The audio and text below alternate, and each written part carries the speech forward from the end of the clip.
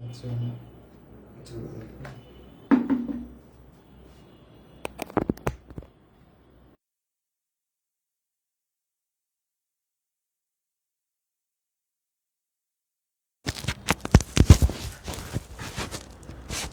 একটু জানতে পেরেছি।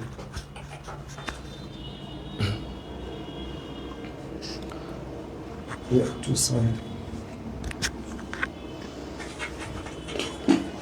ধন্যবাদ সবাইকে যারা যুক্ত হয়েছ।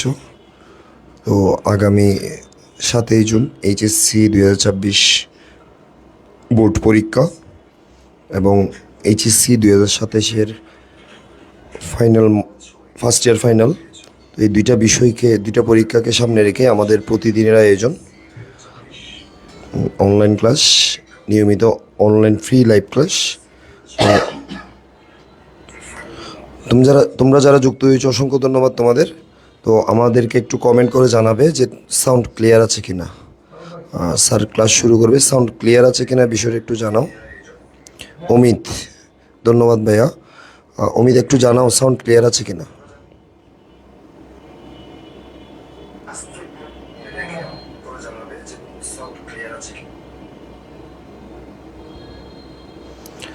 তোমরা যারা যুক্ত হয়েছো শেষ পর্যন্ত ক্লাসে থাকবে।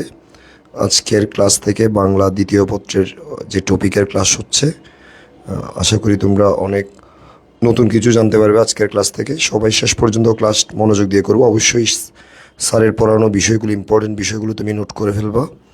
তো খাতা কলম নিয়ে ক্লাস করতে বসো।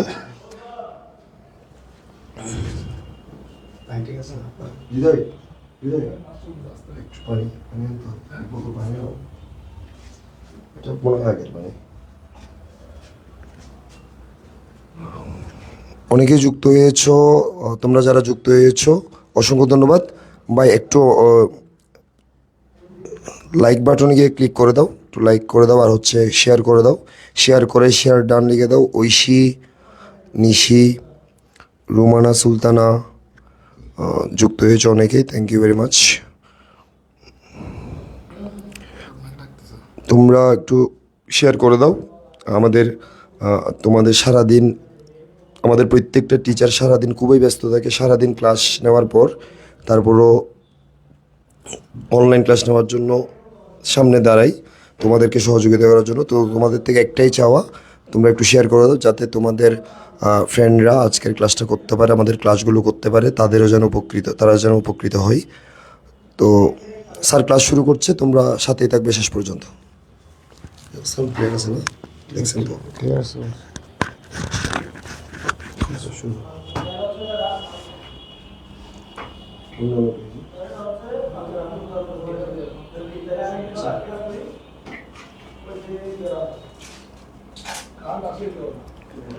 আসসালামু আলাইকুম, আশা করি সবাই সুস্থ আছো। তোমাদের সাথে আজকে বাংলা দ্বিতীয় প্রথম অধ্যায়ের উচ্চারণ রীতির ক্লাস নিয়ে আমি আছি শিশির মোর্শেদ।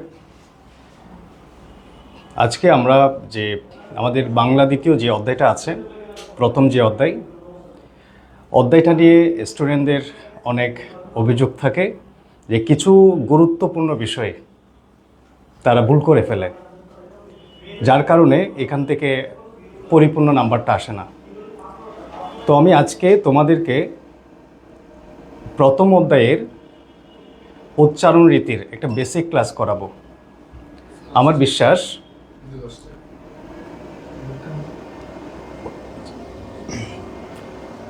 দুঃখিত, আমার বিশ্বাস যে তোমরা আজকের ক্লাসটা করার পরে তোমাদের যে মূল যে সমস্যাগুলো হয় এই অধ্যায় থেকে, সেটা তোমাদের সমস্যার সমাধান হয়ে যাবে।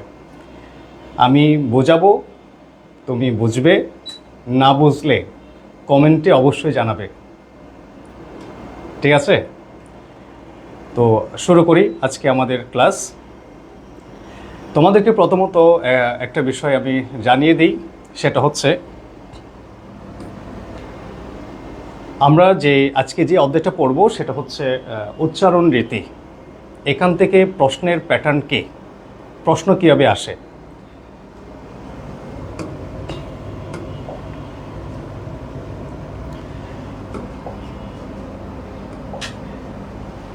এখান থেকে সাধারণত প্রশ্ন আসে দুই টাইপের। একটা হচ্ছে এটা তোমাদের বোর্ড পরীক্ষায় আসবে 1 নম্বরে, একটা প্রশ্ন থাকবে এটার একটা অথবা থাকবে।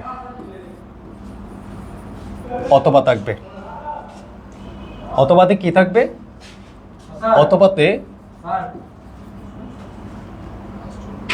অথবাতে তোমাকে লিখতে হবে বানান থেকে উচ্চারণ।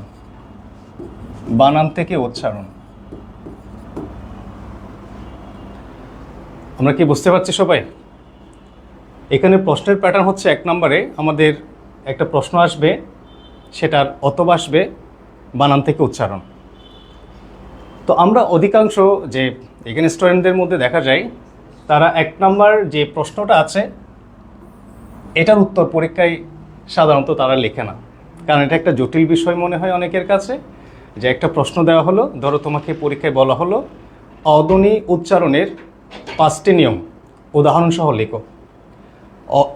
অধ্বনি উচ্চারণের 5টি নিয়ম উদাহরণসহ লেখো। এখন উদাহরণসহ যে লেখার যে বিষয়টা সেটা অনেকেই লেখে না, অথবা লিখতে গেলে অনেকের কাছে জটিল বলে মনে হয়, যার কারণে এটা অনেকেই লেখে না। তো আমরা আজকে মূলত ওই নিয়ম প্রশ্ন কীভাবে নিজে নিজে আমরা ব্যাকরণের মতো তৈরি করা যায় সেটাও শিখব, সাথে আমরা দেখব যে কিভাবে বানান থেকে সহজে উচ্চারণ লেখা যায়। ঠিক আছে? তো তোমরা যারা এইচএসসি পরীক্ষা দেবে 2026 সালে জুনের 7 তারিখ একটা তারিখ দেওয়া হলো। তো প্রথম তো বাংলা প্রথম পরীক্ষায়, তারপরে কিন্তু বাংলা দ্বিতীয় পরীক্ষা। তো আমরা যদি আজকের ক্লাসটা যদি মনোযোগ দিয়ে শুনি, তাহলে আমার বিশ্বাস যে তোমরা এখানে অথবা থেকে যারা পরীক্ষায় উত্তর লিখো তারা এখানে 5-এ 5 পাবে। আমাদের টার্গেট 5-এ 5 একদম নিখুঁতভাবে পাওয়া। তাহলে 5-এ 5 পেতে হলে আমাদের কিছু কমন বিষয় সঠিকভাবে পরীক্ষায় লিখতে হবে। শুধু লিখে দিয়ে চলে আসলে কিন্তু হবে না, তুমি যেটা লিখেছো সেটা সঠিক কিনা কিন্তু তোমাকে শিওর হতে হবে। ঠিক আছে? ওকে, আমরা আজকের মূল যে বিষয় সেখানে আমরা চলে আসি। তাহলে আমরা প্রশ্নের প্যাটার্ন সম্পর্কে জানলাম যে প্রথমত একটা প্রশ্ন আসবে, অথবাতে আসবে যে 8টা বানান থাকবে, বানান থেকে আমরা উচ্চারণ লিখব। তো 90% স্টুডেন্ট এটাই কিন্তু পরীক্ষায় লিখে। ঠিক আছে? তো আমিও মূলত অথবার যে অংশটা আছে, অথবার অংশটা আমি একটু তোমাদেরকে ভালো করে বোঝাই দিব। প্রথম কথা হচ্ছে আমরা যখন বানান থেকে উচ্চারণ লিখি, আমাদের একটা কমন ভুল আমরা করি, সেটা হচ্ছে কোথায় হসন্ত দিতে হবে সেটা আমরা কিন্তু অনেকে জানি না। অনেকে কি করি যে যেমন ইচ্ছে তেমনভাবে ধ্বনির নিচে আমরা হসন্ত দিয়ে ফেলি। আসলে হসন্ত দেওয়ার কিছু কিন্তু গুরুত্বপূর্ণ বিষয় কাজ করে, বিষয়গুলো আমরা জেনে নিই। আমার আজকের প্রথম যে বিষয় সেটা হচ্ছে হসন্ত সমস্যা ও সমাধান। আমরা হসন্ত কোথায় দেব এবং কোথায় দেব না বানান থেকে উচ্চারণ লেখার সময়। এখানে একটা লেখা দিলাম, এটা তোমরা ইতিমধ্যেই পড়ে ফেলেছো যে বানান থেকে উচ্চারণ লেখার সময় কোথায় হসন্ত হবে অনেকে সেটা বুঝতে পারো না। নিচের পয়েন্টগুলো ভালো মতো কয়েকবার পড়ো এবং লিখে চর্চা করো, আশা করি আর সমস্যা থাকবে না। আমরা যে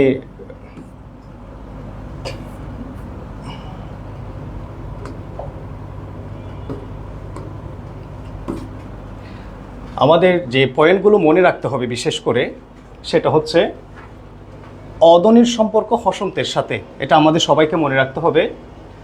শব্দের শুরুতে কখনো হসন্ত হবে না। আমরা অনেকেই শব্দের শুরুতে হসন্ত দিয়ে ফেলি,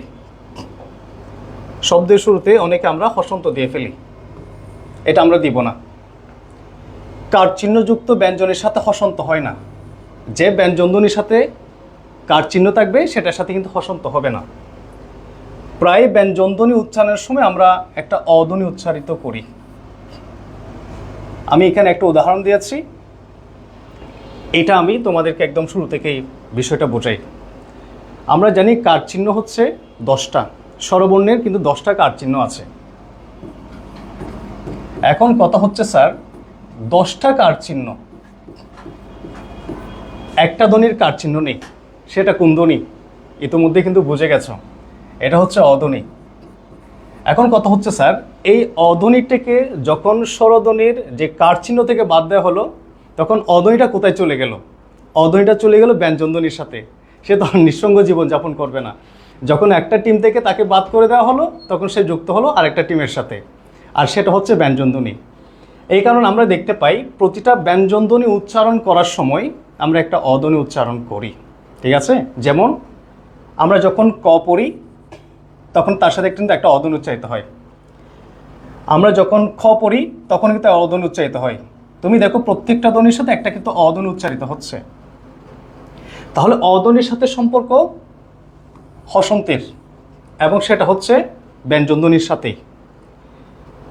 তারপর আমরা দেখি যে যখন আমরা ব্যঞ্জনের সাথে এই অধ্বনি উচ্চারণ করব না, তখন ওই ব্যঞ্জনের নিচে একটা হসন্ত দেব, ঠিক আছে? ওকে, বিষয়টা আমরা এখানে একটা উদাহরণের মধ্যে আমরা জেনে নিই। ধরো তোমার বোর্ড পরীক্ষা আসলো, আমরা কিন্তু শুরুতে বলেছি আমরা বানান থেকে উচ্চারণ লিখব। তোমার বোর্ড পরীক্ষা আসলো, কাক, কাক বানানটা আসলো। এখন এটা তোমার উচ্চারণটা লিখতে হবে। এই উচ্চারণ লেখার ক্ষেত্রে তোমার কিন্তু ক এর নিচে একটা হসন্ত চিহ্ন অবশ্যই দিতে হবে। কারণ কি, এটা একটু আমরা ব্যাখ্যা করে পড়ি। ধর আমি তোমাকে বললাম যে কাক, ওকে, আবার তোমাকে আমি বললাম তুমি পড়ো এটা। তুমি যখন ক পড়বে, ক এর সাথে কিন্তু একটা অধ্বনি পড়বে, তাই না? দেখো ক, খ, গ, একটা করে অধ্বনি পড়ছো। এখন আসো, তুমি এটাকে ক পড়ছো, কিন্তু তুমি এটাকে ক পড়ছো না। কারণ এটাকে ক পড়েছো, এটাকে যদি তুমি ক পড়ো তাহলে কি হবে? কাকো। কি হবে? কাকো। তা আমরা কি বলবো যে আমার মাথার উপর একটা কাকো উড়ে যাচ্ছে? আমরা কিন্তু কাকো বলি না, আমরা কি বলি? কাক বলি। তার মানে এই অধ্বনিটা আমরা এখানে পড়ি না। তো অধ্বনি যদি না পড়ি, সেক্ষেত্রে আমাদের একটা হসন্ত চিহ্ন দিতে হবে, ঠিক আছে? তো আমরা যখন এটার উচ্চারণ লিখবো পরীক্ষায়, তখন কয়ের নিচে একটা কি দিতে হবে? হসন্ত। যদি উচ্চারিত হতো তাহলে কিন্তু আমাদের হসন্ত চিহ্নটা দিতে হতো না। এবার আসো, এবার আমরা দেখি যারা যারা বুঝে গেছি তারা এই শব্দের উচ্চারণটা আমরা কমেন্ট বক্সে লিখি। দেখি কে দ্রুত লিখতে পারো। আমরা যারা বুঝেছি তারা দেখি এটার উচ্চারণটা আমরা লিখি। লাল, তারপর হচ্ছে নদ, তারপর হচ্ছে সরকার। এই তিনটা শব্দের উচ্চারণ আমরা লিখিত দেখি, যারা পারি খুব দ্রুত আমরা লিখিত দেখি।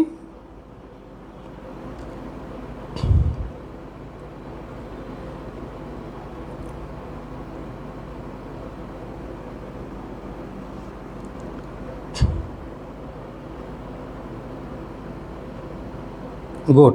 অর্পিতা নন্দী, চমৎকার, তোমারটা হয়েছে। আমার বিশ্বাস যে তোমরা যারা ভালো মতো শুনেছ তারা কিন্তু সঠিক উত্তর দিতে পারছো। অহনা দে, অন্তর্দেব, চমৎকার।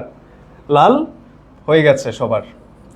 আমরা কিন্তু শুরুতেই ছোট ছোট উদাহরণ থেকে আমরা কিন্তু বড় উদাহরণের সমস্যা সমাধান করব। লাল আমরা যারা লিখেছি সবার হয়েছে। আমরা নিশ্চয়ই নদ ও দিতে পারবো, নদও করতে পারবো। এটা হচ্ছে একটা হসন্ত হবে। এখন তোমার মনে প্রশ্ন হতে পারে, স্যার নয়ের সাথে কেন হসন্ত হয়নি? এটা কিন্তু আমি এখানে 2 নম্বর পয়েন্টে বলে দিয়েছি, শব্দের শুরুতে কখনো হসন্ত হয় না। আর এখানে কিন্তু নয়ের সাথে অটা উচ্চারিত হচ্ছেই, হসন্ত দেওয়ার কোনো প্রশ্নই আসে না। তাহলে কি হবে? নদ, অটাও কিন্তু উচ্চারিত হচ্ছে। ওকে, গুড, ধন্যবাদ, তোমরা তো বুঝে গেছো। ওকে, তারপরে আসো ছাড়কার। সে আমাকে ছাড়কার করে দিল, চমৎকার। অনেকেই ঠিকঠাক মতো কিন্তু উত্তর দিতে পারছো।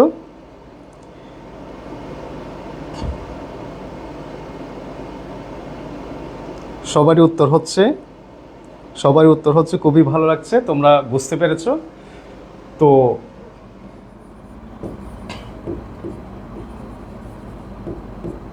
ঠিক আছে, সবার উত্তর হয়ে গেল কিন্তু, সবার উত্তর হয়ে গেছে, ধন্যবাদ। আমার বিশ্বাস যে তোমরা যারা শুনেছো, যারা বুঝেছো, তাদের আর অদনের যে হসন্তের যে সমস্যা সেটা আশা করি তোমাদের মধ্যে আর হবে না। ঠিক আছে, যদি হয় কিন্তু পরীক্ষা তোমাকে ছাড়কার করে দেবে। ঠিক আছে, ওকে। আমি এখানে যে উদাহরণগুলো দিলাম এখানে উদাহরণগুলো প্রয়োগ করেছি। এবার আসো আরেকটা চমৎকার ব্যাপার আমরা জানবো, সেটা হচ্ছে যুক্ত ব্যঞ্জন সমস্যা ও সমাধান। আমরা অনেকে কি করি যে পরীক্ষায় যখন বানান থেকে উচ্চারণ লিখি, আমরা যুক্ত ব্যঞ্জন নিয়ে একটা বড় ধরনের ঝামেলায় থাকি। কীরকম ঝামেলা এটা আমরা দেখি এখানে।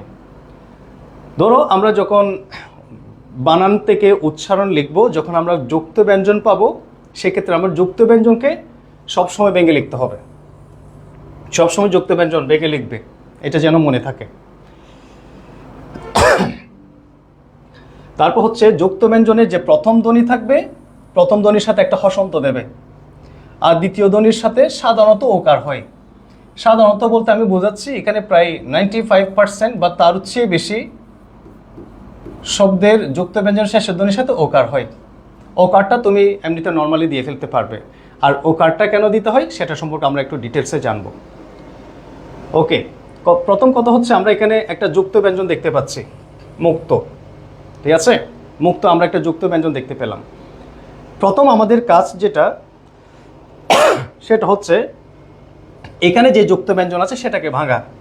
আমি এখানে ভাঙলাম মরসুকার ম ক, ত দিলাম। ওকে, আমি এটা ভাঙলাম। আমাদের এখানে শর্ত অনুযায়ী প্রথম ধ্বনির সাথে একটা হসন্ত হবে। এবার আমরা দ্বিতীয় ধ্বনির সাথে একটা কি দেব, ওকার দেব, মুক্ত। ওকারটা কেন দেব সেটা আমরা পরবর্তীতে আরেকটা অংশ আমরা ডিটেলসে জানবো। তারপর আমরা এখানে দেখি যুক্ত, শুদ্ধ উচ্চারণগুলো আশা করছি আমরা সবাই বুঝলাম। এখানে অন্তস্থ যে কেন বর্গীয় যে হলো সেটা আমরা একটা পরবর্তী চার্টের মাধ্যমে এই বিষয়টা আমরা ডিটেলসে জানবো। আমরা শুধু যুক্ত ব্যঞ্জন যে ভাঙার ব্যাপারটা সেটা আমরা একটু দেখি। ঠিক আছে, ওকে। এখন কথা হচ্ছে স্যার যে যুক্ত এটা আমরা সবাই লিখতে পারলাম, আশা করছি যে শুদ্ধ এটা আমরা সবাই বুঝতে পারলাম। তাহলে যুক্ত ব্যঞ্জনের প্রথম ধ্বনির সাথে হসন্ত হবে, আর দ্বিতীয় ধ্বনির সাথে সাধারণত আমরা ওকার দেব। আর যুক্ত ব্যঞ্জন সবসময় আমাদেরকে ভেঙেই লিখতে হবে। যদি আমরা বুঝতে পারি তাহলে আমরা একটা চমৎকার এই শব্দটার উচ্চারণটা লিখে ফেলি। দেখি কারা কারা বসছি। চুক্তি,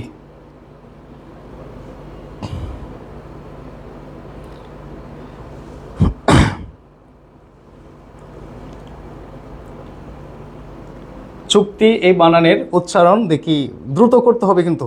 দেখি তোমরা কারা 5G গতিতে উত্তর দিতে হবে। যারা বসছে তারা খুব দ্রুত উত্তর দেবে।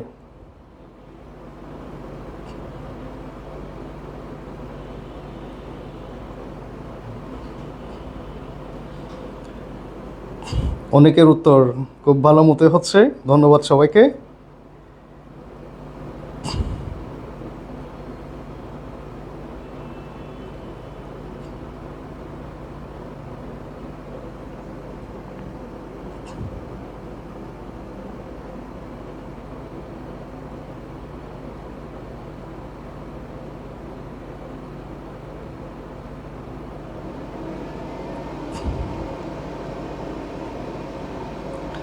অর্পিতা নন্দী, তোমার উত্তরটা একটু ঝামেলা হচ্ছে কারণ যে হসন্ত দিয়ে পরবর্তী ধ্বনি যেটা লেখা সেটার জন্য তুমি কিবোর্ডের মধ্যে যে এখানে যদি একটা হসন্ত দাও, তুমি দেখতে পাচ্ছ কি আসলে যুক্ত ব্যঞ্জনটা আবার লেগে যাচ্ছে।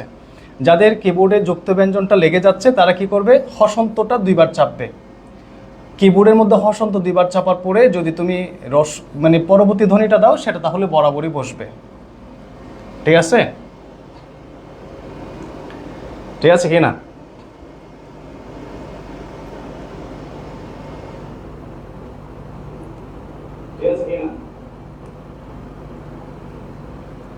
যাদের হসন্ত যুক্ত ব্যঞ্জনের সাথে হসন্ত সমস্যা হচ্ছে তাদের প্রথম কাজ হচ্ছে যে এখানে কিবোর্ডের মধ্যে আমরা যখন লিখি, আমরা সাধারণত ধরো আমরা মুক্তি, এখানে ধর আমরা লিখব মুক্তি, ঠিক আছে। মুক্তি লেখার ক্ষেত্রে আমরা দেখব যে কিবোর্ডের অনেকের হয়তো সমস্যা হতে পারে, এই কারণে তোমরা কি করবে, কিবোর্ডের হসন্তটা 2বার চাপবে, চাপার পরে পরবর্তী ধ্বনি দিলেই স্পেস দিয়ে কিন্তু তৈরি হবে। এখানে অনেকের যুক্ত ব্যঞ্জনটা একত্রিত হয়ে যাচ্ছে।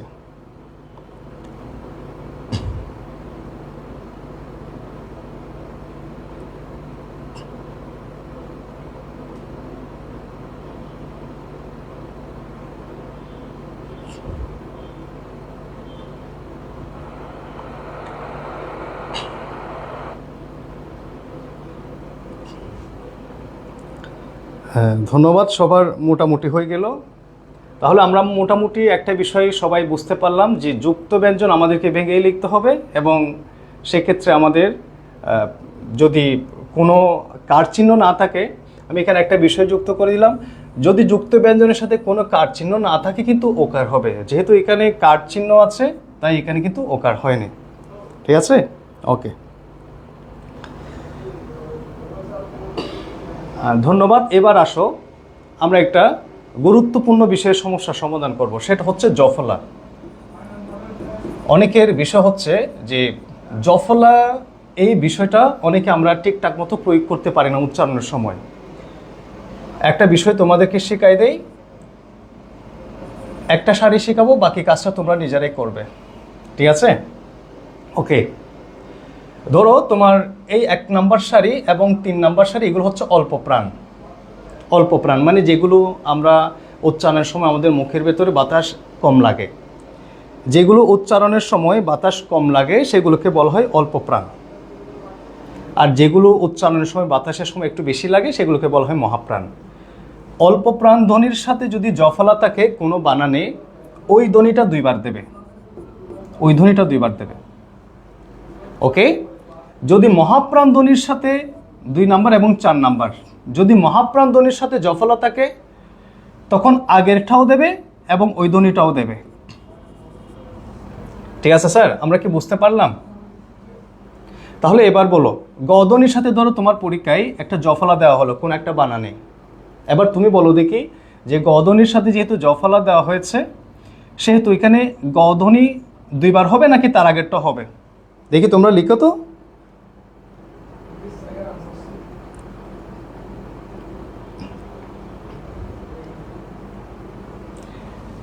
আমরা বুঝতে পারলাম, অনেকে তোমরা লিখছো, ধন্যবাদ। তাহলে অল্প প্রাণ ধ্বনির সাথে যদি পরীক্ষায় বানান থেকে উচ্চারণ লিখতে হয়, আমরা অল্প প্রাণ ধ্বনিটার সাথে জফলা থাকলে ওই ধ্বনিটা 2বার দেব, আর মহাপ্রাণ ধ্বনির সাথে যদি জফলা থাকে তার পূর্বেরটাও দেব এবং সেটাও দেব।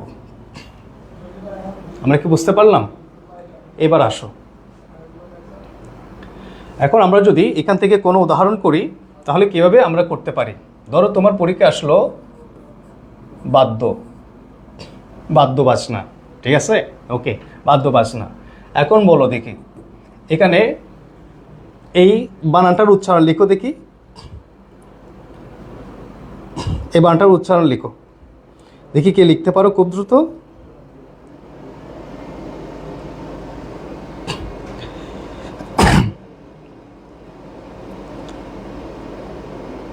আচ্ছা, তোমরা অনেকে বলছো আরেকটু রিপিট করতে, আমি আরেকটু রিপিট করছি, শোনো। যদি অল্প প্রাণ ধ্বনির সাথে জফলা থাকে ওই ধ্বনিটা 2বার হবে, আর যদি মহাপ্রাণ ধ্বনির সাথে জফলা থাকে পূর্বেরটাও হবে, যে ধ্বনি আছে মহাপ্রাণ ওই ধ্বনিটাই হবে। এটা হচ্ছে অল্প প্রাণ ধ্বনি, তাই এটার সাথে অল্প প্রাণ ধ্বনির সাথে জফলা আছে, তাই এই ধ্বনিটা আমরা 2বার লিখলাম। এটা মহাপ্রাণ ধ্বনি, তাই এটা আমরা এটাও লিখলাম, তার পূর্বেরটাও লিখলাম। আমরা পরবর্তী যে লাইন আছে ওইটা আমরা একটু দেখি। চ, ছ, বর্গীয় ঝ আর ঝ, ধরো এগুলোর প্রত্যেকটার সাথে জফলা আছে, তুমি কোনো কোনো বানানে পেয়েছো জফলা। এখন বলো দেখি এখানে চ যে জফলা আছে এখানে চ কয়বার হবে? কয়বার হবে? চ কয়বার হবে দেখি, দ্রুত লিখো, দ্রুত লিখতে হবে স্যার। আমরা অনেকে কিন্তু খুব ভালো মতোই বুঝতে পেরেছি, অনেকে চমৎকার করে উত্তর লিখছো, ভালোই লাগছে, গুড। তাহলে এখানে চ আমরা লিখবো কয়বার? 2বার। ওকে, আর এখানে ছ যেহেতু মহাপ্রাণ ধ্বনি সেহেতু সেটাও আমরা লিখব এবং তার পূর্বেরটাও লিখব। ঠিক আছে, এবার জ ফলা এবং ঝ ফলা এই দুইটা বিষয় আশা করি তোমরা খুব চমৎকারভাবে লিখতে পারবে। ওকে, অনেকেই কিন্তু উদাহরণ লিখেছ। আমি একটু তোমাদেরকে এই যে বাদ্য যেটা আছে এটা একটু আমি তোমাদেরকে বোঝাই দিই। অনেকেই ভালো লিখেছ। আমরা বসছি বাদ্য। ওকে, যেহেতু দ হচ্ছে অল্প প্রাণধ্বনি, আর যদি ধ থাকতো তখন কিন্তু আমরা কি লিখতাম, ওই ধও লিখতাম, তার আগে ধ্বনিও লিখতাম। এখন কথা হচ্ছে স্যার এই যে যুক্ত ব্যঞ্জন যে সমস্যার সমাধান, এটার সাথে কিন্তু জফলাটা সম্পৃক্ত। ঠিক আছে, আমরা যে জফলাটা থাকবে ওই ধ্বনিটাকে আমরা দ্বিত্বধ্বনি হিসেবে ধরবো। যুক্ত ব্যঞ্জন মানে হচ্ছে দ্বিত্বধ্বনি, মানে দুইটা ধ্বনি। ঠিক আছে, যুক্ত ব্যঞ্জন মানে হচ্ছে দ্বিত্বধ্বনি। দ্বিত্ব মানে হচ্ছে কয়টা, দুইটা ধ্বনি। জফলা থাকা মানে কিন্তু হচ্ছে দুইটা ধ্বনি। যে ধ্বনির সাথে জফলা থাকবে ওই ধ্বনি হচ্ছে দুইবার, আমরা এটা সবসময় মনে রাখবো। আর দুইবার ধ্বনি থাকা মানে হচ্ছে প্রথমটার সাথে হসন্ত আর দ্বিতীয়টার সাথে ওকার। ঠিক আছে, ওকে।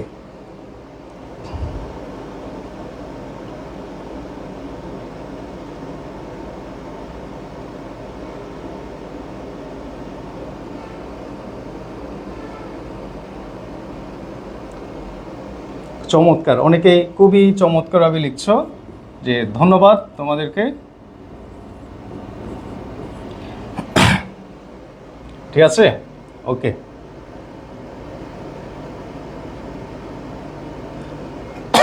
তাহলে আমরা এই অংশটা সবাই বুঝতে পারলাম। ঠিক আছে, তাহলে আমরা এবার একটা বুট প্রশ্ন একটা সমাধান করি। উদ্যোগ, এটাকে আমরা উদ্যোগও লিখতে পারি উচ্চারণ, আবার উদ্যোগও লিখতে পারি। ঠিক আছে, দুইটা উচ্চারণে সাধারণত শুদ্ধ হয়। তাহলে এটার ক্ষেত্রে আমরা কি লিখব, জফলা কিন্তু আছে, দেখি কে কে লিখতে পারি। উদ্যোগটা লিখে ফেলি তো, দেখি আমরা একটা বোর্ড প্রশ্ন সমাধান করে ফেলি।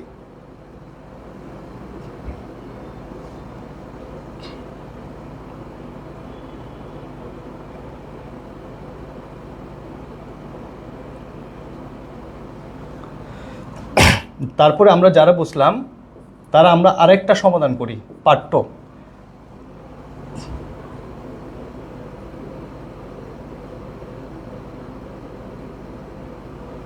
পাঠ্য, ঠিক আছে।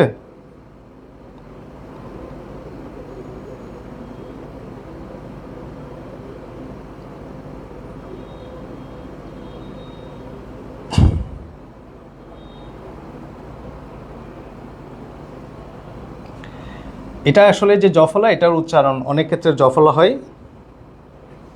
ঠিক আছে, এটা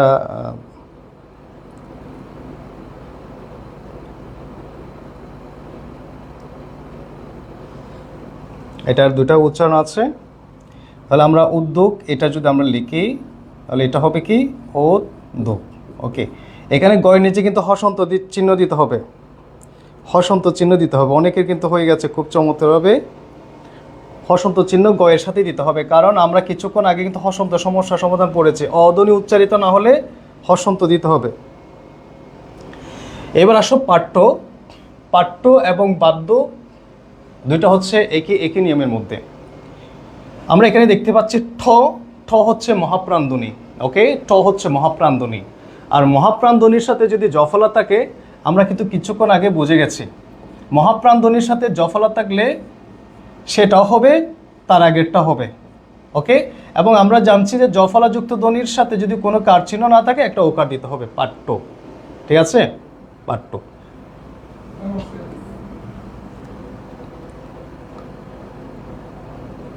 তাহলে আমরা যদি পাঠ্য লিখতে পারি, তাহলে আমরা এখন লিখব যে নাট্য। নাট্য, ঠিক আছে। তো আমরা যদি এই যে নাট্য শব্দটার উচ্চারণ লিখি তাহলে কি হবে, তোমাদের অনেকের উত্তর কিন্তু খুবই যথাযথ হচ্ছে। গুড।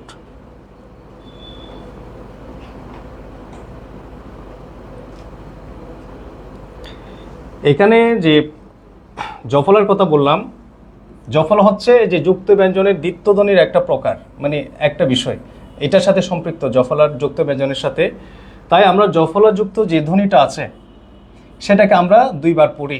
দুইবার পড়ি মানে হচ্ছে এটা হচ্ছে দ্বিত্ব ব্যঞ্জন। তাই আমরা এখানে যে বিষয়টা বলবো যে অল্প প্রাণধ্বনি থাকলে আমরা দুইবার দেবো, ঠিক আছে, কিন্তু আমরা যে এখানে একটা ওকার দেই যুক্ত ব্যঞ্জনের ক্ষেত্রে, এটা আমরা দেব। আরেকটা বিষয় তোমাদেরকে বললাম যে হসন্ত চিহ্ন যেখানে দরকার, হসন্ত চিহ্ন অংশটা আমরা পড়ে আসছি, ঠিক আছে, ওইটা কিন্তু শেষ হয়ে যায় নাই, বুঝা গেছে?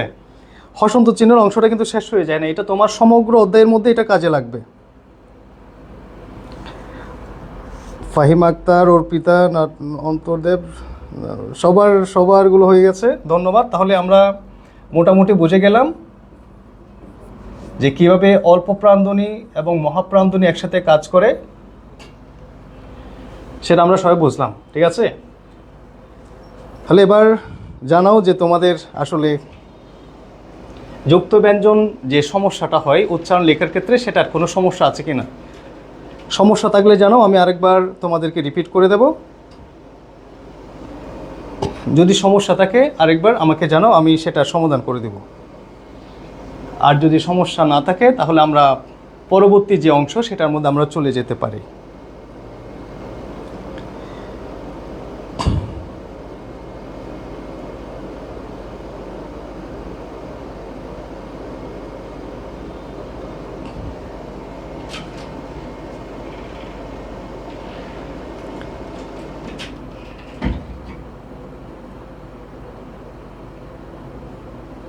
আশরাফ বলছো যে নাট্য,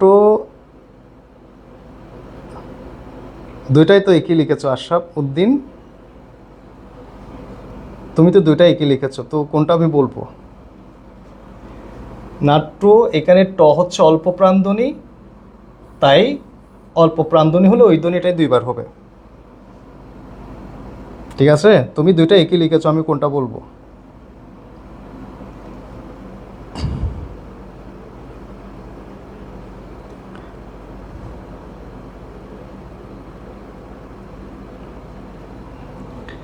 ঠিক আছে, তাহলে আমরা আশা করছি অধ্বনির যে সাথে যে হসন্তের সম্পর্ক সেটা সম্পর্কে আমরা জানলাম। আমরা দ্বিতীয়ত জানলাম হচ্ছে কি যুক্ত ব্যঞ্জন সমস্যা সমাধান, যুক্ত ব্যঞ্জনের বিষয়টা জানলাম। সাথে কোনো বানানে যদি জফলা থাকে, অল্প প্রাণধ্বনি এবং মহাপ্রাণধ্বনির সাথে যদি জফলা থাকে, এই জফলার উচ্চারণ আমরা কীভাবে লিখব সেটা সম্পর্কে আমরা জেনেছি।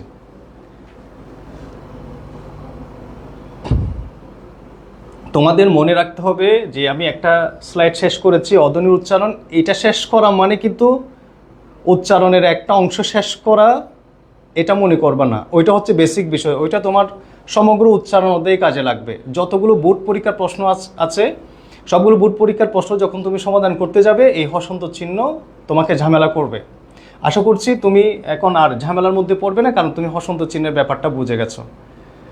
আবার যুক্ত ব্যঞ্জন আমরা অনেকেই ভেঙে লিখতে পারি না, অথবা ভেঙে লেখার ক্ষেত্রে আমাদের মনে একটু দ্বিধাদ্বন্দ্ব কাজ করে, অথবা জফলা নিয়ে যে ধ্বনিগুলো আসে পরীক্ষায় সেগুলো নিয়ে আমাদের মধ্যে একটু ঝামেলা কাজ করে। এখন আশা করছি আমাদের মধ্যে সেরকম কোনো ঝামেলা কাজ করবে না।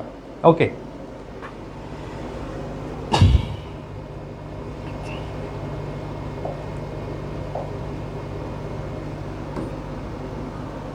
এখন আমরা আমাদের উচ্চারণের একদম যে চার্টটা আমাদের সবারই মনে রাখতে হবে, সবারই যে চার্টটা মনে রাখতে হবে, এবং অনেক সময় তুমি চার্টটা নিজে নিজে মুখস্থ করে বিষয়টা তোমাকে খাতায় লিখতে হবে, নোট করতে হবে। তোমরা এই চার্টটা স্ক্রিনশট দিয়ে রেখে দিতে পারো, কারণ হচ্ছে এই চার্টটা তোমার সম্পূর্ণ উচ্চারণ যে অধ্যায়টা আছে সেখানে তোমার প্রত্যেকটা জায়গায় এটা কাজে লাগবে। ওকে, আমাদের ফাইনাল আজকের ক্লাসের যে শেষ অংশ সেটা হচ্ছে বর্ণ থেকে যে ধ্বনির পরিবর্তন, বর্ণ থেকে ধ্বনির পরিবর্তন, ঠিক আছে। বর্ণ থেকে ধ্বনির পরিবর্তন যে বিষয়টা আছে সেটা আমরা আজকে দেখব।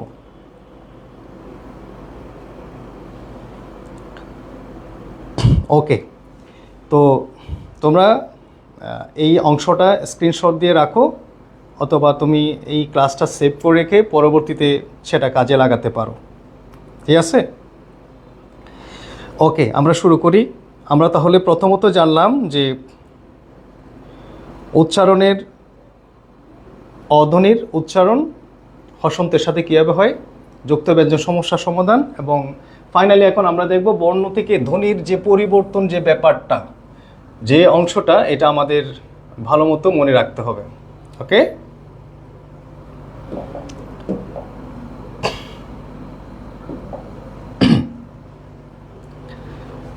আমরা যদি কোনো একটা বানানে রস্বইকার কিংবা দীর্ঘইকার দেখি, রস্বই অথবা দীর্ঘইকার, রস্বই কিংবা দীর্ঘই ধ্বনি, এখানে যেগুলো আমি দিলাম এগুলো কার রূপেও থাকতে পারে, আবার ধ্বনি রূপেও থাকতে পারে। কার থাকুক অথবা ধ্বনি রূপে থাকুক, যেটাই থাকুক না কেন, তুমি কিন্তু এদিকে পরিবর্তন করে দেবে। এগুলো সবগুলো কার হিসেবে থাকতে পারে, ঠিক আছে, কার হিসেবে থাকতে পারে, যেভাবে থাকুক না কেন। আমরা কখনো যদি বানানে রস্বই দীর্ঘই দেখি, রস্বই দিয়ে দেব উচ্চারণ করার ক্ষেত্রে, রস্বও দীর্ঘ দেখলে রস্বও দিয়ে দেব, ঠিক আছে। ওকে, এখন আমরা একটা কাজ করব, আমরা যে রস্বই দীর্ঘই ধ্বনি থেকে কীভাবে রস্বই পরিবর্তন করি সেটা একটু আমরা দেখি। ধরো আমরা বলছি ইগল, আমরা বলছি ইট, আমরা বলছি উর্মি, আমরা বলছি উট। ভালো মতো লক্ষ্য করো, রস্বই দীর্ঘই ধ্বনি থাকুক কিংবা কার থাকুক, ধ্বনি থাকলে ধ্বনিতে পরিবর্তন করবে, আর কার থাকলে কিন্তু কারে পরিবর্তন করবে। এখানে আমরা দেখতে পাচ্ছি ইগল। তুমি একটা বিষয় লক্ষ্য করো যে এটা পড়ার সময় এবং এটা পড়ার সময় উচ্চারণ করার ক্ষেত্রে দুইটা কি একই হচ্ছে নাকি আলাদা হচ্ছে? দেখো তো, দেখতে পাচ্ছি ইগল। তুমি একটা বিষয় লক্ষ্য করো,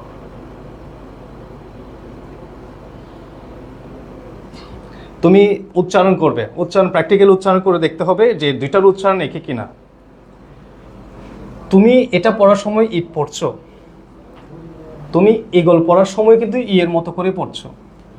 আমরা কখনো বানান থেকে উচ্চারণ করার সময় দীর্ঘ স্বরগুলো আমরা উচ্চারণ করি না, আমরা সবসময় হ্রস্ব স্বর উচ্চারণ করি।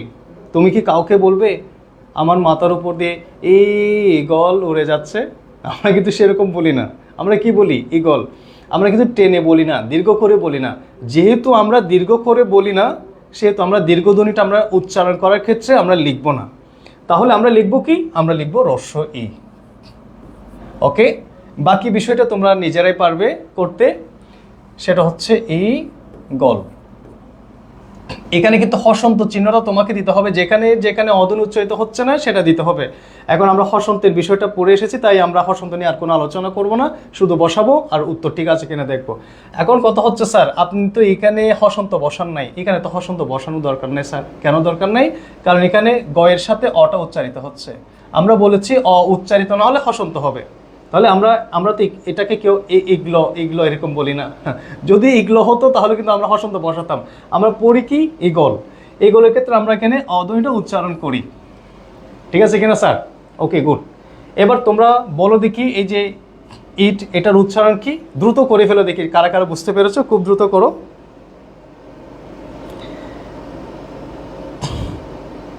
রোমানা সুলতানা, তোমার উত্তর কিন্তু ভুল হয়েছে।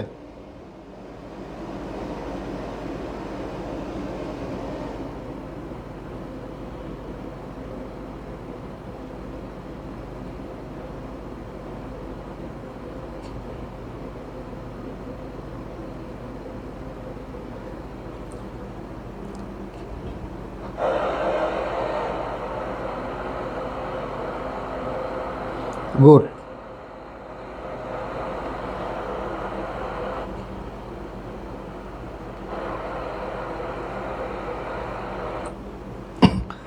গুড, ওকে। তাহলে আমি পরবর্তী অংশটা কন্টিনিউ করতে পারছি।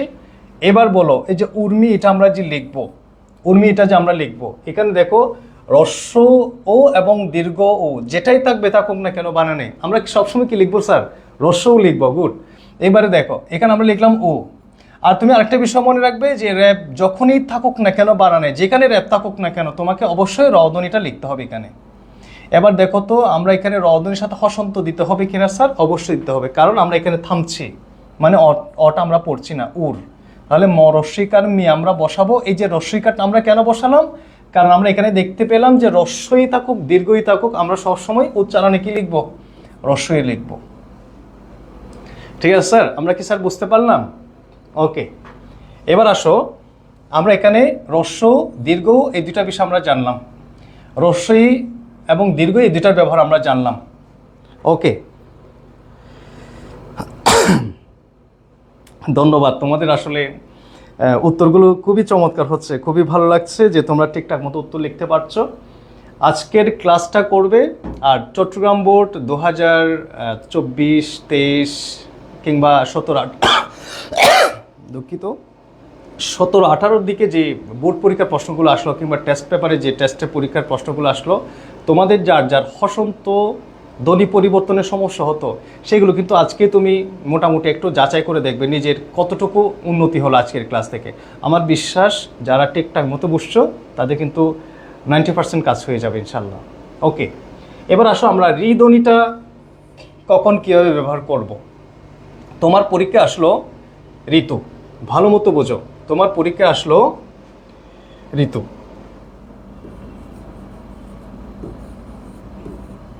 আমি এখনো তোমাদেরকে বোঝাই নাই ঋতু, এখন যারা এটা বুঝছো তো তারা কিন্তু উত্তরটা করে ফেলতে পারবে। দেখি কে কে পারো করে ফেলতে, কে কে পারো দেখি।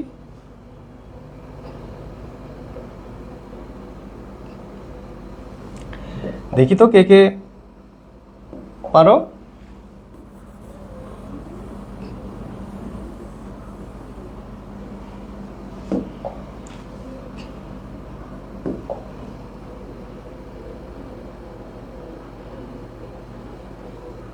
যারা বুঝছো তারা দেখি ঋতুর উত্তরটা লিখো তো।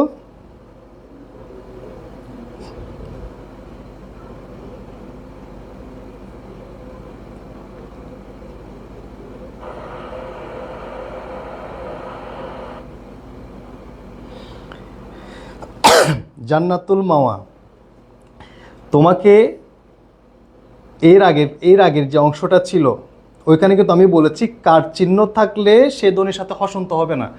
তুমি কিন্তু র এর সাথে একটা হসন্ত দিয়ে ফেলেছ। হসন্ত হবে শুধু কোন ধ্বনির সাথে? হসন্ত শুধু কোন ধ্বনির সাথে হবে স্যার? মনে আছে হসন্ত কোন ধ্বনির সাথে হবে? হসন্ত হবে শুধু যে যে ব্যঞ্জন ধ্বনির সাথে কোনো কার চিহ্ন নেই অথবা যে ব্যঞ্জন ধ্বনির সাথে অধ্বনি উচ্চারিত হচ্ছে না। তাহলে এখানে এই র ধ্বনির সাথে একটা কার চিহ্ন আছে, কার চিহ্ন থাকলে ওই ধ্বনির সাথে কখনোই হসন্ত হবে না। পূজন নন্দী, সাইমা আক্তার, অনেকে এই ভুলটা করছো, হসন্তের ভুলটা আবার করছো তোমরা। তোমরা কেন হসন্তের ভুলটা করছো আমাকে একটু বলো। তোমরা একটু আগের যে অংশটা এটাকে তোমরা ভুলে গেছো, যে আগের যে অংশ এটাকে তোমরা ভুলে গেছো। এই যে কার চিহ্নযুক্ত ব্যঞ্জনের সাথে হসন্ত হয় না। কার চিহ্নযুক্ত ব্যঞ্জনের সাথে কি হয় না স্যার? হসন্ত হয় না। এটা যারা ভুল করছো তারা বারবার পড়ো। কার চিহ্নযুক্ত ব্যঞ্জনের সাথে হসন্ত হয় না, বারবার পড়ো, বারবার পড়তে হবে স্যার। কার চিহ্নযুক্ত ব্যঞ্জনের সাথে হসন্ত হয় না, অন্ততপক্ষে 5 বার পড়তে হবে, চোখ বন্ধ করে পড়তে হবে।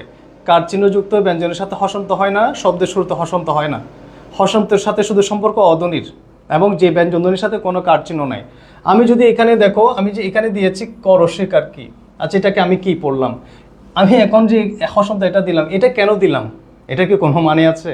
তো তোমরা অনেকে যারা যে হসন্তটা দিচ্ছ তারা হসন্তটা দিও না, ঠিক আছে?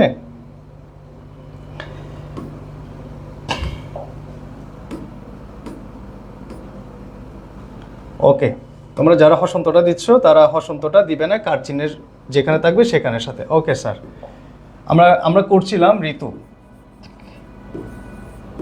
তোমরা অনেকেই খুবই চমৎকার উত্তরগুলো লিখেছ। র রস্যইকার, আমরা যদি ঋকে যদি আমরা ধ্বনিরূপে দেখি, কোনো বানানে ধ্বনিরূপে দেখলে আমরা র রস্যইকার কি ঋ দেব, ঋতু ত রস্যকার তু দিলাম। এখানে যদি দীর্ঘকার থাকতো, যদিও দীর্ঘকার থাকে না, দীর্ঘকার থাকলে কিন্তু আমরা রস্যকারই দিতাম। ওকে, ঋ কার রূপে থাকলে ঋ কারও বসে অথবা রস্যইকার এবং রফলাও বসে, দুইটাই আমরা ব্যবহার করতে পারি। ওকে, আমরা ঋ কারও ব্যবহার করতে পারি, রস্যইকার এবং রফলও ব্যবহার করতে পারি। কীভাবে এটার কাজ করা যায় আমরা একটু দেখি। আমরা যদি বলি যে কৃষি, আমরা বলছি কৃষি, এখানে তুমি আরেকটা বিষয় একসাথে শিখে নাও, সেটা হচ্ছে মূর্ধন্য যদি কোনো বানানে থাকে, যদি মূর্ধন্য কোনো বানানে থাকে সোজা সেটার পরিবর্তে তালব্য শ বসায় দেবে। আমরা কি স্যার বুঝতে পারলাম? মূর্ধন্য ষ থাকলে সোজা কি হবে? তালব্য শ। ওকে, দেখি কৃষি এটা কারা কারা লিখতে পারো? আমরা দুইটা উপায়ে কিন্তু কৃষিটা লিখতে পারি। একটা হচ্ছে করিকার এবং তালব্য শ, আর একটা হচ্ছে করস্বীকার রফলা তালব্য শ রসিকার সি, কৃষি। দেখো তুমি একটা বিষয় মনে রাখবে, তুমি বানান থেকে যখন উচ্চারণ লিখবে, বানান থেকে উচ্চারণ লেখার পর তুমি ওই যেটা লিখেছো সেটা একটু পড়ে দেখবে, যদি পড়ে বানানের সাথে মিলে যায় তুমি মনে করবে যে তোমার উত্তর 100তে 100 হয়েছে, কোনো ভেজাল ছাড়াই। Okay good. এবার আসো আমরা এখান থেকে আরেকটা উদাহরণ করি, কৃষক। দেখি কে কে পারো কৃষক, এটার উত্তর লিখিত আমরা দেখি কার কারটা হয়। গুড, অনেকে খুবই চমৎকার উত্তর দিচ্ছ, ধন্যবাদ।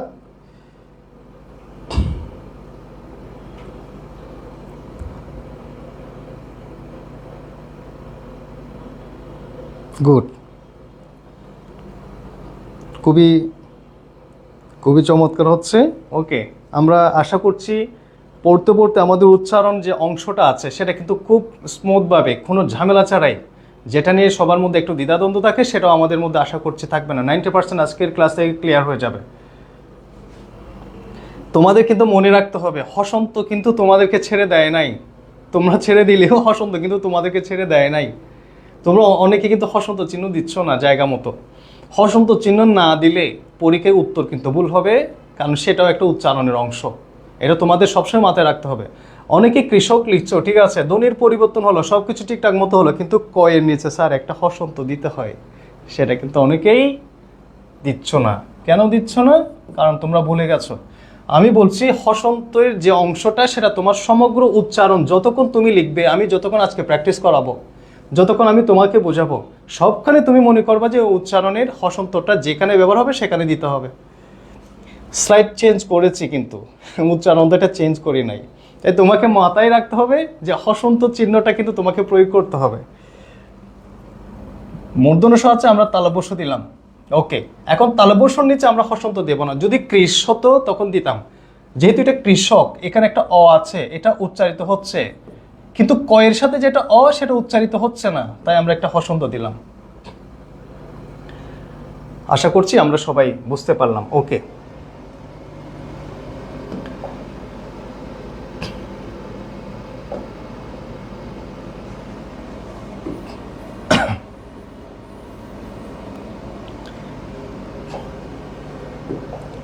এবার আমরা পরবর্তী দুইটা ধ্বনির উচ্চারণ জানবো, ঠিক আছে? ওকে, ধরো তোমার পরীক্ষা আসলো ঐকিক, ঐকিক আসলো, তাহলে কিভাবে লিখবে? ঔষধ। কিভাবে লিখবে? দেখি লিখে ফেলো। দেখি তোমরা ইতিমধ্যে অনেকে বুঝে গেছো। তারপরে তোমরা লিখো মৌমাছি, মৌমাছি। তারপর তোমরা লিখো কই, কই মাছ, কই মাছের কই। দেখি খুব দ্রুত কে উত্তর করতে পারো এই চারটা? তোমাদেরকে সময় দিলাম 1 মিনিট। 1 মিনিটের মধ্যে দেখি কে কে করতে পারো।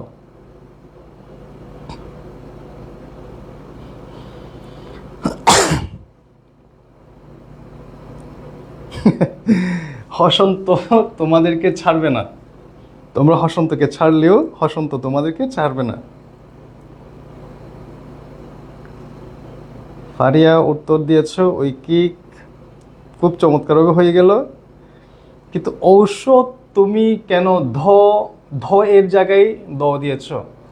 আমরা তো ধ এর কোনো তো পরিবর্তন করি নাই, এখানে কোনো ধ এর পরিবর্তন নাই।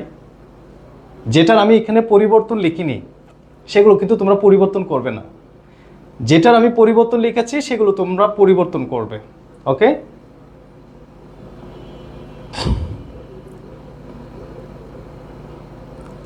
আচ্ছা, আমি এই দ ধ্বনিকে তো কোথাও, ধ ধ্বনিটাকে কোথাও তো আমি দ করি নাই। তোমরা এই ধটাকে দ করে দিচ্ছ কি জন্য? তোমরা দ করে দিচ্ছ কি জন্য? নিজ দায়িত্বে নাকি মানবিক দৃষ্টিকোণ থেকে? মানবিক, অনেকে মানবিক দৃষ্টিকোণ থেকে করে দিচ্ছে। ঔষধ, ঔষধ না, অনেকে লিখছে সুদ, ঔষধ না তো স্যার, ঔষধ। স, অ উচ্চারিত হচ্ছে তাই অ বসবে। এটা সবারই হলো, ধন্যবাদ। তোমরা কিন্তু এখন হসন্ত ঠিকঠাক মতোই দিচ্ছ। তাহলে কি হবে? ও সৎ, মূর্ধন্য ষ থাকলে তালব্য স এবং ধ থাকলে ধ বরাবরই বসে যাবে।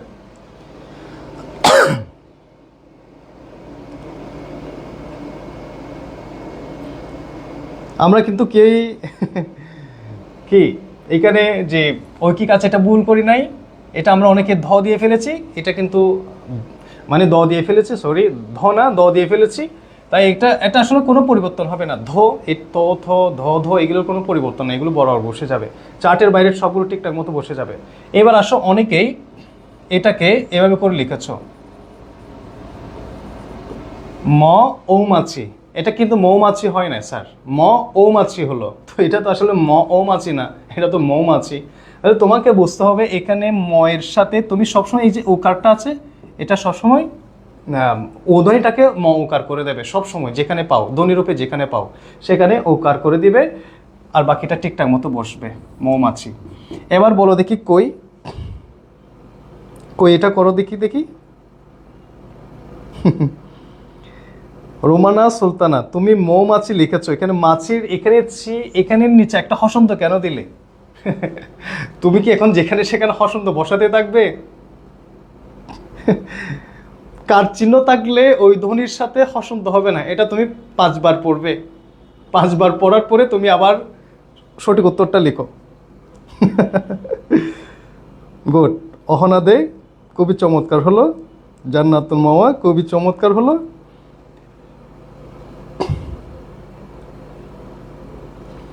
এখানে তোমাকে মনে রাখতে হবে এটা আসলে তোমরা অনেকে এরকমভাবে লিখছো, এরকম কিন্তু না স্যার। এই যে ওটা আছে যদি কার চিহ্ন রূপে থাকে ওটা সবসময় কার হিসেবে বসবে, ওটা সবসময় কার হিসেবে বসবে যদি কার চিহ্ন থাকে, ঠিক আছে?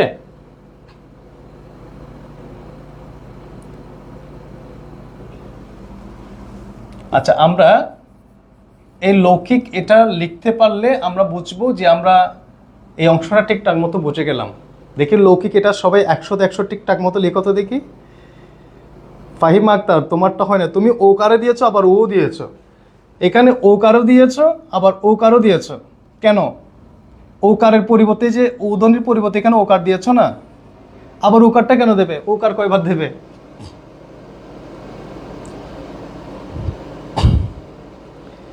চমৎকার ফারিয়া, খুবই চমৎকার হলো, একদম 100-100।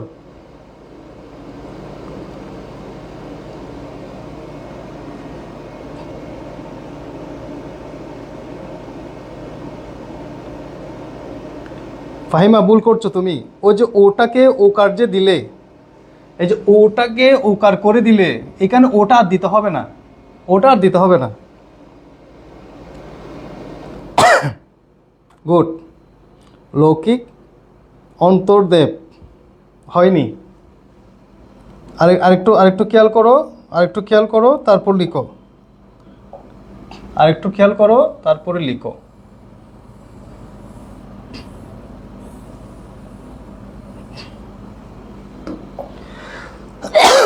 আরেকটু খেয়াল করো অন্তর্দেব, যারা ভুল করছো তারা আরেকটু খেয়াল করে লিখো।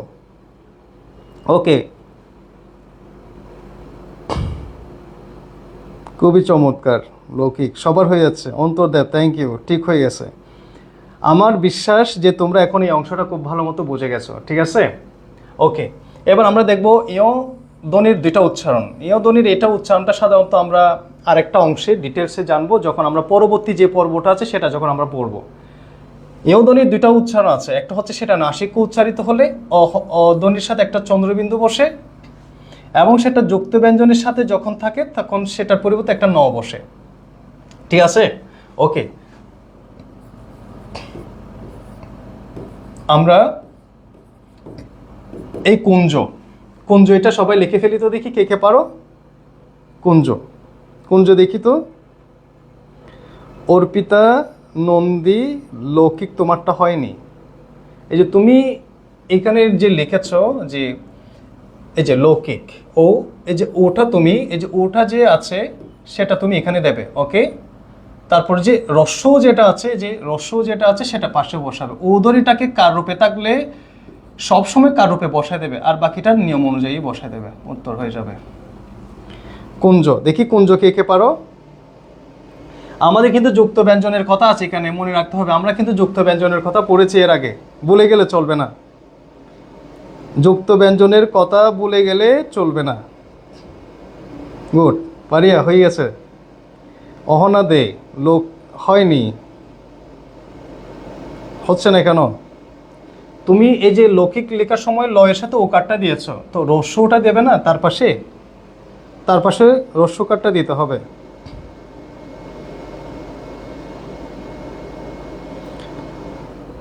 আরোহী হয়নি। অন্তর্দেব, তোমার কিন্তু যুক্ত ব্যঞ্জনের যেটা বোঝাইছি সেটা তুমি হসন্তটা কিন্তু দাও নাই। যুক্ত ব্যঞ্জনের প্রথম ধ্বনির সাথে হসন্ত দিতে হয়, এটা কিন্তু ভুলে গেছো তুমি। আর দ্বিতীয় ধ্বনির সাথে ওকার হয়। আবার ঠিক করে লিখো, অন্তর্দেব আবার ঠিক করে লিখো।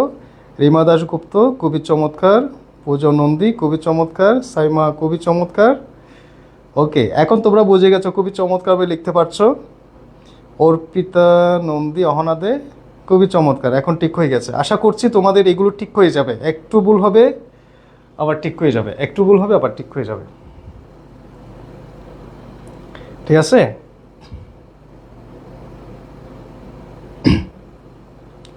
ওকে, আমরা প্রায় শেষের দিকে আছি। এখন আমরা যে কাজটা করব সেটা হচ্ছে যে মূর্ধন্য দন্তন্য কীভাবে করা যায়। আমরা আগেরটার সাথে একটু সংযুক্ত করে এই অংশটা করি। ঋণী, দেখি খুব দ্রুত করে ফেলি, আমরা খুব দ্রুত করে ফেলি। ঋণী, আজকের ক্লাস আমাকে ঋণী করেছে।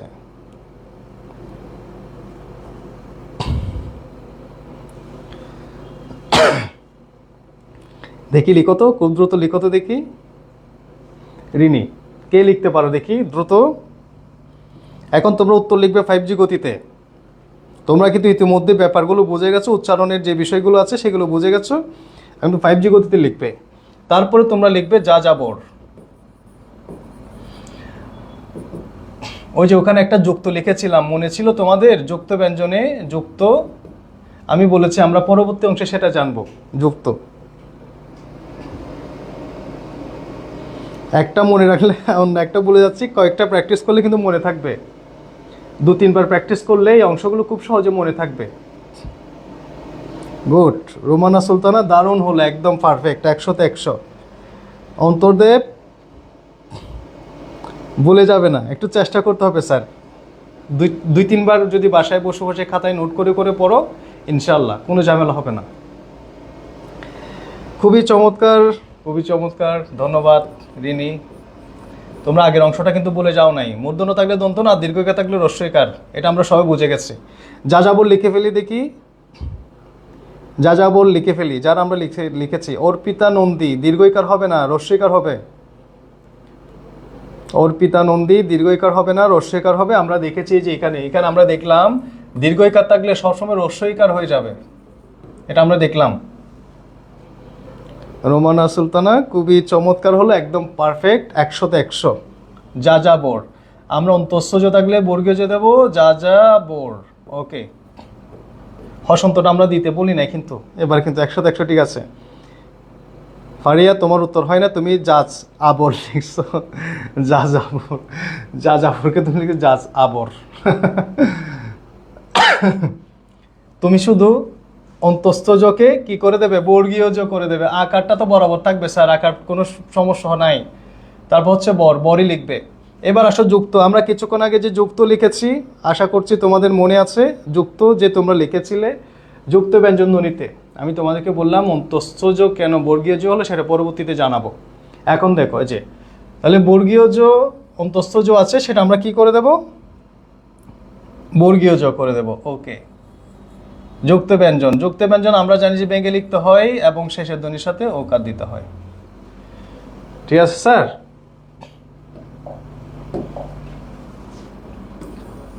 ওকে, আমরা প্রায় শেষের দিকেই চলে আসছি ক্লাসের। যারা এতক্ষণ ধরে ধৈর্য ধরে ক্লাস করছো সবাইকে ধন্যবাদ। তোমাদের যাদের পরীক্ষার সামনে তারা চাইলে ক্লাসটা সেভ করে রাখতে পারো, অথবা যে অংশগুলো তোমাদের জন্য কঠিন লেগেছে বলে মনে হয় সেগুলো একটু বারবার রিপিট করে টেনে টেনে দেখবে। ফাইনালি আমরা আসলাম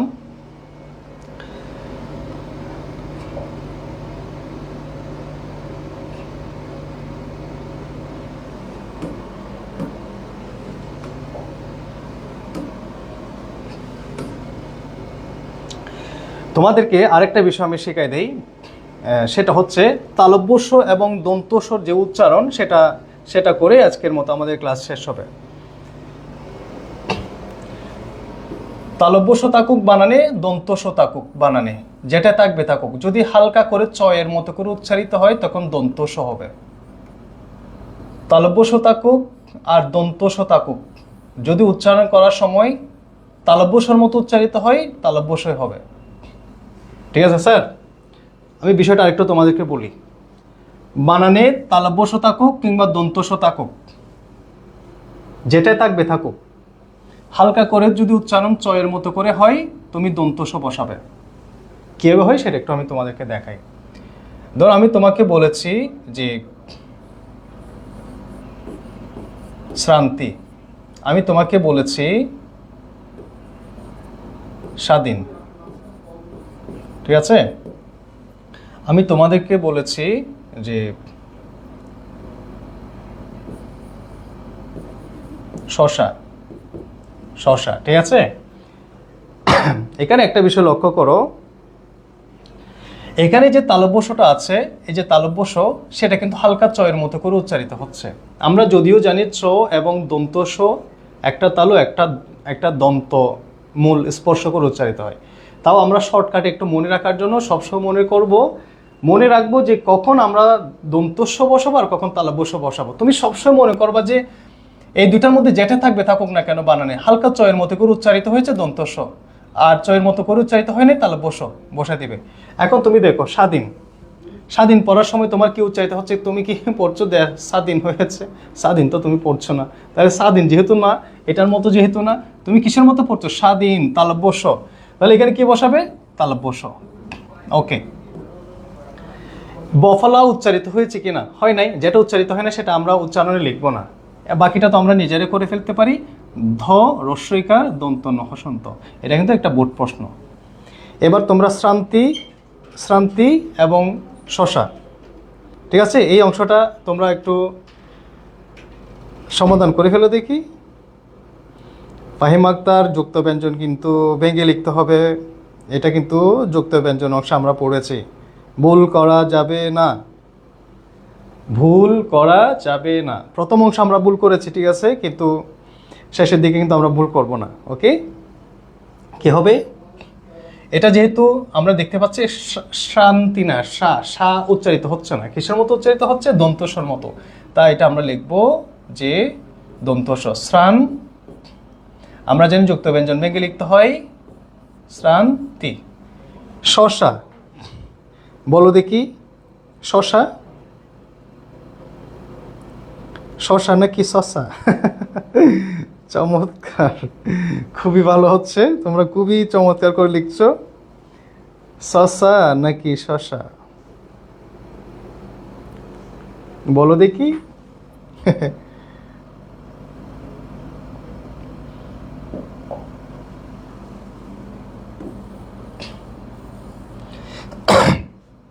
গুড, তোমাদের সবারই হয়ে যাচ্ছে মোটামুটি।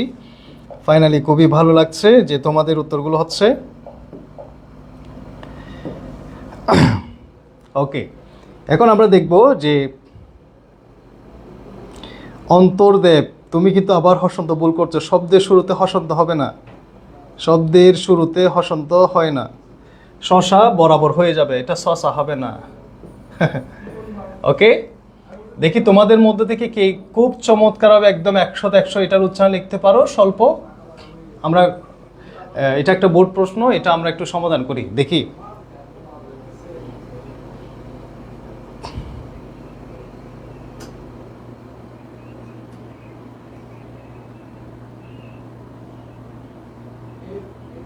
হয়ে যাবে, এটা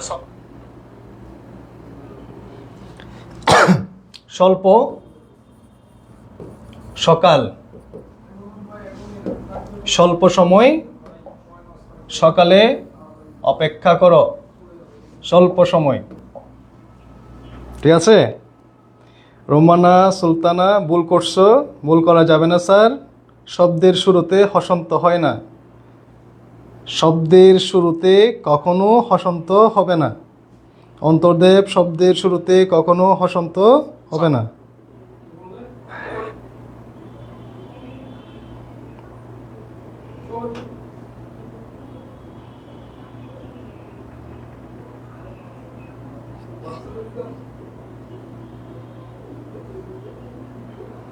শব্দের শুরুতে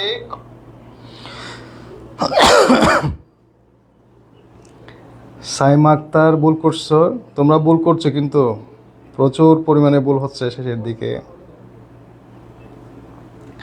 আমি বললাম যে বফলা, আমরা যখন স্বাধীন উচ্চারণটা লিখেছি, আমরা কি লিখেছি? আমি বললাম যে বফলা উচ্চারিত না হলে সেটা উচ্চারণে বসবে না, সেটার কোনো কাজ নাই, বফলার কোনো কাজ নাই, উচ্চারিত হচ্ছে না মানে সেটার কোনো কাজ নাই। তাহলে আমরা তখন লিখেছি স্বাধীন। ঠিক আছে? ওকে। তাহলে এখানে বফলা উচ্চারিত হচ্ছে না, তাই আমরা লিখবো এখন, আমরা কি এটাকে স্বল্প পড়ি নাকি স্বল্প পড়ি? স্বল্প নাকি স্বল্প? তো তোমরা অনেকে স্বল্প লিখছো কেন? গুড। অনেকের হয়ে যাচ্ছে, এখন হয়ে যাচ্ছে, অনেকের হয়ে যাচ্ছে। তোমরা যারা স্বল্প লিখছ, তোমরা কি বলো, আমাকে স্বল্প টাকা দেন। স্বল্প টাকা দেন। তো স্বল্প লিখতেছো কেন? ওকে, হয়ে যাচ্ছে, সবার হয়ে যাচ্ছে। সকাল প্রায় হয়ে গেছে তোমাদের। আবার কেউ সকাল লিখিও না, তখন দেশ স্বাধীন হবে সকালবেলা, স্বল্প সময়ে। ঠিক আছে? তো আমরা যদি উচ্চারণটা একটু ঠিক করি, দন্তস্ব এবং তালব্যস্য, তাহলে কিন্তু হয়ে যাবে। তাহলে এখানে আমরা লিখবো সল। আমরা জানি যে যুক্ত ব্যঞ্জন সবসময় ব্যঙ্গে লিখতে হবে, এটা বলতে বলতে হয়তো এখন তোমাদের মুখস্থ হয়ে গেছে, আর দেখতে হবে না। যুক্ত ব্যঞ্জন সবসময় ব্যঙ্গে লিখতে হবে। আর হচ্ছে কি যে দন্তস্ব যদি তোমার তালব্যস্যর মতো উচ্চারিত হয়, এই যে আমরা লিখলাম, দন্তস্ব যদি তালব্যস্যর মতো উচ্চারিত হয় তাহলে তালব্যস্য হবে। আর দন্তস্ব কিংবা তালব্যস্য যেটাই হালকা চয়ের মতো উচ্চারিত হবে, বানান থেকে উচ্চারণ সবসময় দন্তস্ব হবে। তাহলে আমরা কি লিখবো? সকাল। ঠিক আছে? ঠিক আছে কিনা স্যার? ওকে, আশা করছি আমরা আজকের ক্লাস থেকে সবাই অনেক কিছু জানতে পারলাম। আজকে আসলে আমরা মোটামুটি উচ্চারণ অধ্যায় থেকে একটা বেসিক ক্লাস করেছি। স্টুডেন্টদের অনেক সময় আমি দেখি যে তারা যখন লেখার ক্ষেত্রে অনেকেই বানান থেকে উচ্চারণ লেখার ক্ষেত্রে যে হসন্ত ঝামেলা হয়, যুক্ত ব্যঞ্জন ঝামেলা হয়, ধ্বনির পরিবর্তনে ঝামেলা হয়, যেগুলো আমি তোমাকে এখানে পরিবর্তন করে দিলাম, সেগুলো তুমি সে অনুযায়ী পরিবর্তন করবে। ঠিক আছে? তো আরেকটা এখানে অংশ বাদ গেছে, সেটা হচ্ছে ক্ষীয়। ক্ষীয়টা আমি একটু তোমাদেরকে বোঝাই দিই। ক্ষীয় যদি শব্দের শুরুতে থাকে তাহলে ক হবে, ক্ষীয় যদি শব্দের মধ্যে বা শেষে থাকে তাহলে ক হসন্ত ক হবে। ঠিক আছে? ক্ষীয় নিয়ে আমরা একটু অংশ আলোচনা করি। অনেকের এটা কিন্তু পরীক্ষায় আসে, ক্ষীয়টা। তো আমরা বলছি যে ক্ষীয় যদি এটা থাকবে শব্দের শুরু, যদি শব্দের শুরুতে যদি ক্ষীয় থাকে, শব্দের শুরুতে যদি ক্ষীয় থাকে তাহলে হবে কি? খ। যেমন আমরা যদি বলি ক্ষমা, ঠিক আছে, আর যদি মধ্যে থাকে ক হসন্ত ক হবে। যেমন আমরা যদি বলি সাক্ষী, মামলার সাক্ষী ময়না পাখি। ঠিক আছে? সাক্ষী। ওকে, এখন দেখো, ক্ষমা শব্দের শুরুতে আছে, শব্দের শুরুতে আছে বলে আমরা কি দেবো? খ। মকারমাটা আমরা বসাই দিলাম। ওকে, ক্ষমা। এবার আসো, সাক্ষী নাকি সাক্ষী? সাক্ষী নাকি সাক্ষী বলো দেখি, লিখে ফেলো দেখি, কে কে পারো এটা? এটা কে কে পারছো আমরা দেখি।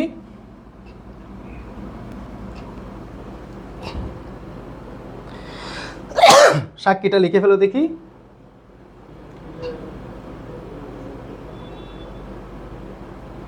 আচ্ছা, আমি লাল কালারটা বাদ দিলাম, এটা হচ্ছে শব্দের শুরু, এটা শব্দের শুরু, এটা আমি বাদ দিলাম। লাল কালারটা শব্দের শুরুতে বসলে ক হবে। ঠিক আছে?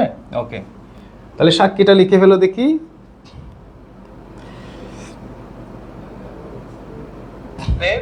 শুরু, এটা আমি বাদ দিই।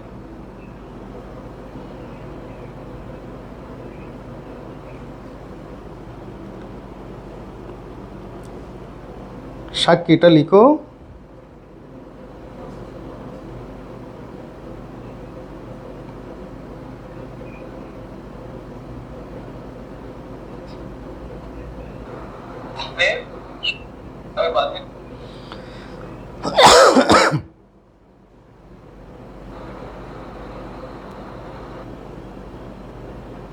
গুড, অন্তর্দেব, খুব চমৎকার হলো। সাইমা আক্তার, ধন্যবাদ সবাইকে, খুবই ভালো লাগছে, তোমরা আসলে সঠিকভাবেই উত্তরটা লিখেছ। তো এটাই ছিল আজকে আমাদের মোটামুটি একটা বেসিক আলোচনা। পরবর্তী দ্বিতীয় পর্বে আমরা অনেক কিছু বিষয় শিখতে পারবো উচ্চারণ থেকে, আরও অনেক বোর্ড প্রশ্ন আমরা সমাধান করব। আজকে আমরা কি কি শিখলাম সেটার একটা সংক্ষিপ্ত রিভিউ আমি তোমাদেরকে বলে দিই। প্রথম হচ্ছে আমরা যেটা আলোচনা করলাম সেটা হচ্ছে অধ্বনি। তাহলে অধ্বনির সাথে সম্পর্ক কার? ব্যঞ্জনধ্বনির সাথে। যে ব্যঞ্জনধ্বনির সাথে অধ্বনি উচ্চারিত হবে না সেখানে আমরা একটা হসন্ত বসাবো। যদি কার চিহ্ন থাকে জীবনীয় হসন্ত হবে না। তুমি ছোট করে একটা নোট করে লিখে রাখতে পারো, যাদের সমস্যা হলো পরবর্তীতেও ছোট করে একটা নোট করে লিখবে, হসন্ত চিহ্ন কার চিহ্ন থাকলে জীবনীয় হবে না, আর শব্দের শুরুতেও হসন্ত চিহ্ন জীবনীয় হবে না। কার চিহ্ন থাকলে হবে না, তারপর হচ্ছে কি তোমার শব্দের শুরুতেও হবে না।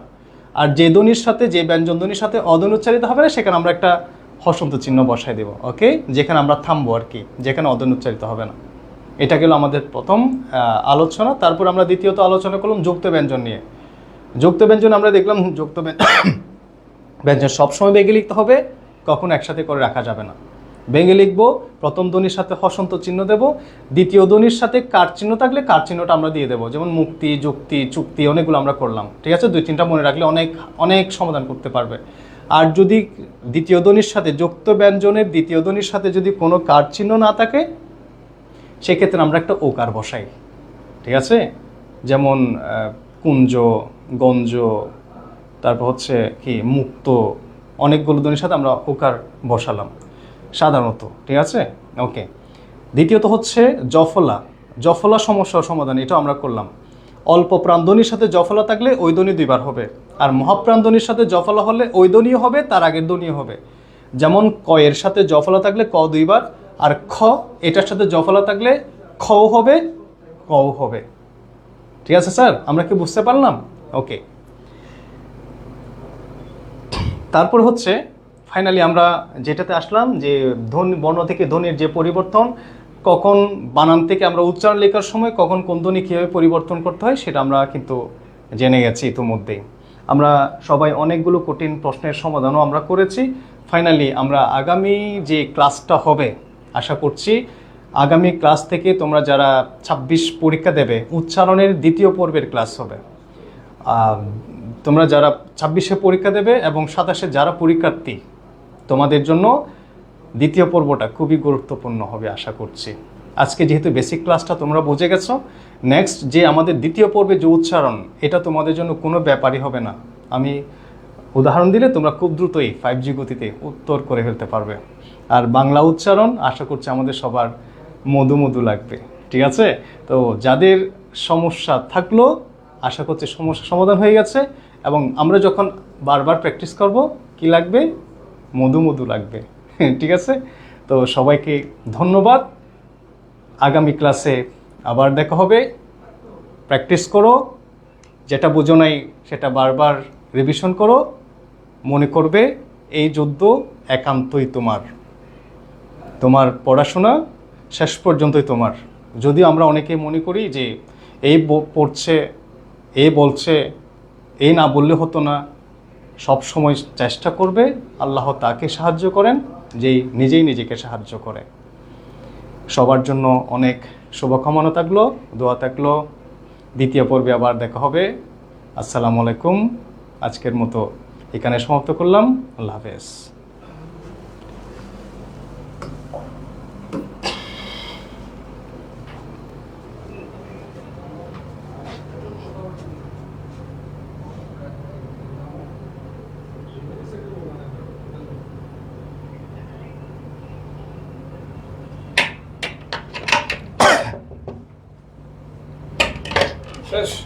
শেষ করলাম।